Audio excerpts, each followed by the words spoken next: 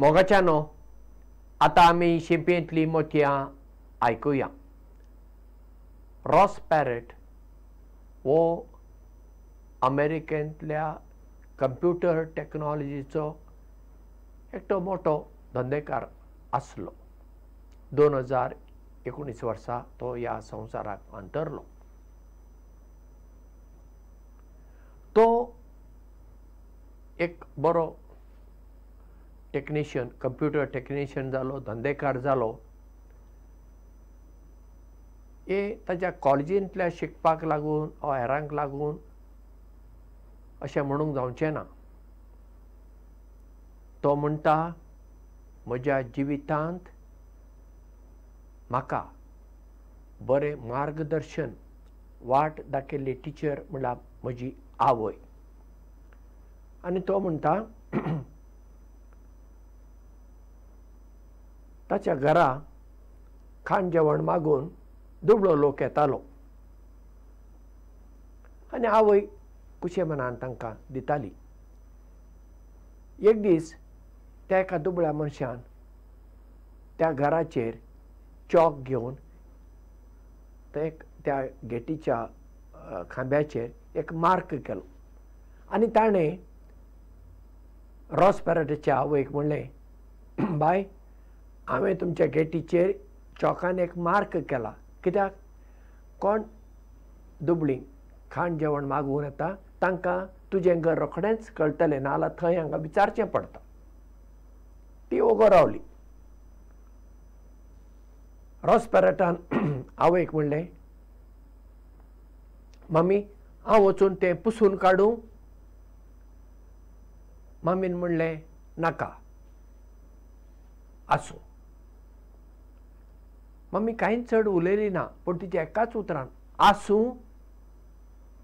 म्हाका जिवितांतल्या तत्वां आनी मोलां, प्रिंसिपल्स अँड वॅल्यूज हाचें म्हत्व कळ्ळें अशें रॉस पॅरेट म्हणटा. खंयच्याय मनशाची पयली शिकोवपीण आवय आसता आनी पयलो शिकोवपी बापूय आसता. आमच्या आवय बापाय थावन, आमच्या घराण्यांत थावन आमी कितलेशेच मुळावें शिकप जोडटा. आवय बापाय जर तर प्रामाणीक मनशां, भुरगीं प्रामाणीक.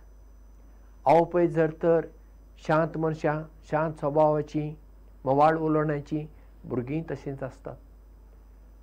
आवय बापाय घरान नितळसाण सांबाळटात, सगळ्यो वस्तू जाग्यार दवरतात, शिस्तीन वागतात, भुरगीं तशींच जातात.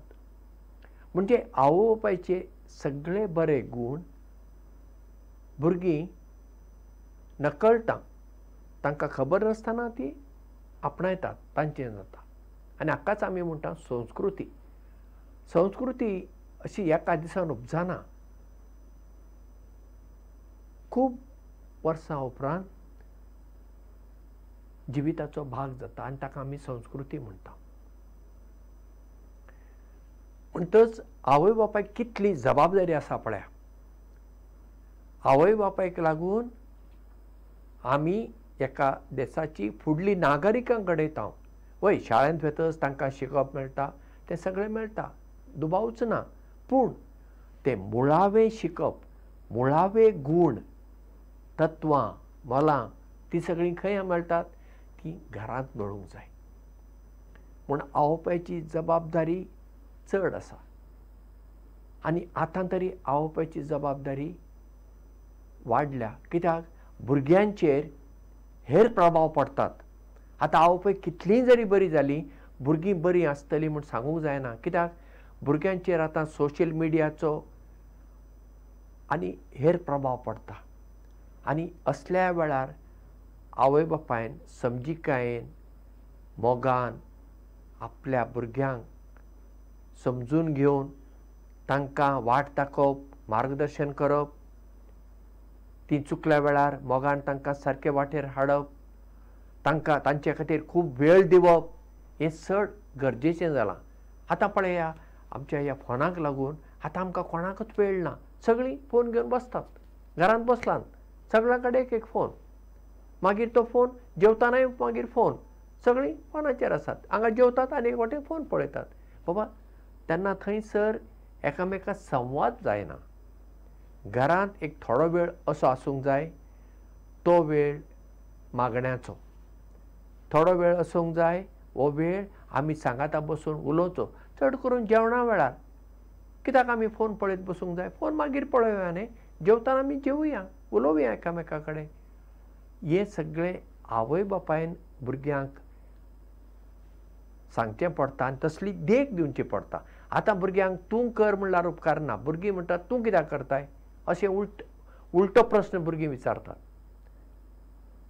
म्हण भुरग्यांक बरी देख दिवपी आवय बापायची गरज आसा. आनी आमी जी व्हड मनशां आसा, आमी आमचे परस ल्हान आसल्यांक बरी देख दिवपी आनी आमच्या देखींतल्यान आमी बरी नागरिकां घडोवची जबाबदारी आमचेर आसा. ही जबाबदारी आमी बरेपणी पाळुया. देव बरें करूं आनी मोग आसूं. इश्टानो, 2018 ऑक्टोबर म्हयन्या पासून आमी तुमकां शिंपयेंतलीं मोतयां ही कार्यावळ दीत आयल्या. ही कार्यावळ तुमकां पसंत जाता जाल्यार आनी ती फुडें चालू दवरूंक जाय अशी तुमची अपेक्षा आसत जाल्यार आमकां ह्या सकयल्या फोन नंबराचेर SMS वा WhatsApp संदेश धाडात. आमचो नंबर 9850658565 9850658565. देव बरें करूं.